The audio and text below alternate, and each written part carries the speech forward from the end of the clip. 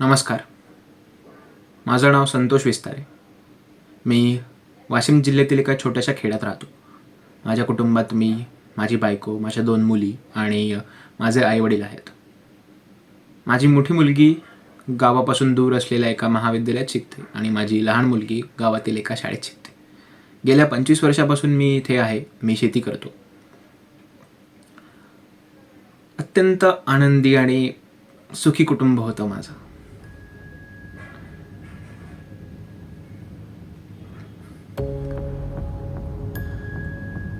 गेल्या काही दिवसांपूर्वी माझ्या मुलीसोबत एक घटना घडली. सायंकाळी महाविद्यालयातून घरी येताना एका नराधमाने तिच्यावर अत्याचार केला.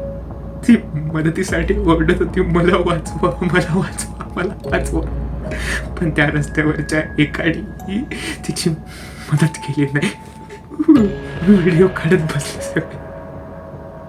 व्हिडिओ काढत.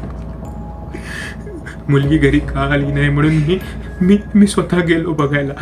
तेव्हा मला हा सगळा प्रकार कळला. त्या नराधमाने माझ्या मुलीला नालीत फेकून दिलं होतं.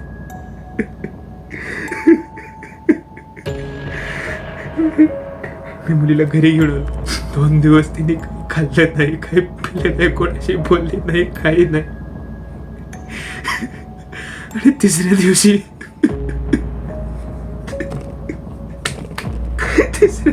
आत्महत्या केली तिने.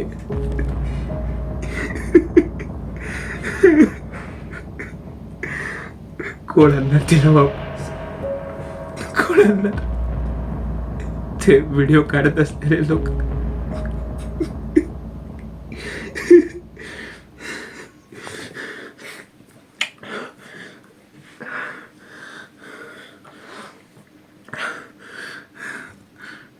मी ठरवलं ह्या लोकांना त्यांच्याच भाषेत उत्तर द्यायचं. म्हणून हा व्हिडिओ करतोय. मी त्या नराधमाला पकडलं. त्याला विचारलं, काय रे बाबा, तू असं का केलंस? हे जे केलं ते चुकीचं आहे, असं नव्हतं करायला पाहिजेस. माझ्या मुलीने आत्महत्या केली आहे. तो काय म्हणतोय माहितीये? मला करावं वाटलं, मी गेला. तू काय करशील? नाही, तू करशील तरी काय? आणि तुझी मुलगी काय दिसते, सॉरी, दिसत होती. नाही आहे ना आता. पण जर असती ना, परत एकदा तो असा बोलला, मी असा कोयता घेतला आणि त्याच्या छातीत खूप बसला आणि त्याच्या शरीराचे असे तुकडे तुकडे तुकडे तुकडे तुकडे असे फेकून दिले.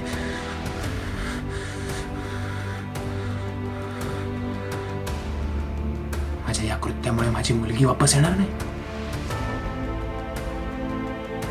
पण निदान तिला तिच्या बापाचा अभिमान तरी असेल. निदान तिला तिच्या बापाचा अभिमान तरी असेल.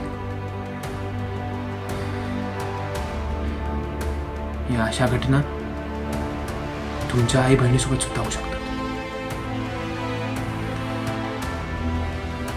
पण जर तुम्ही सोशल मीडियाचा नाद सोडून मदतीचा नाद लावा तर या घटना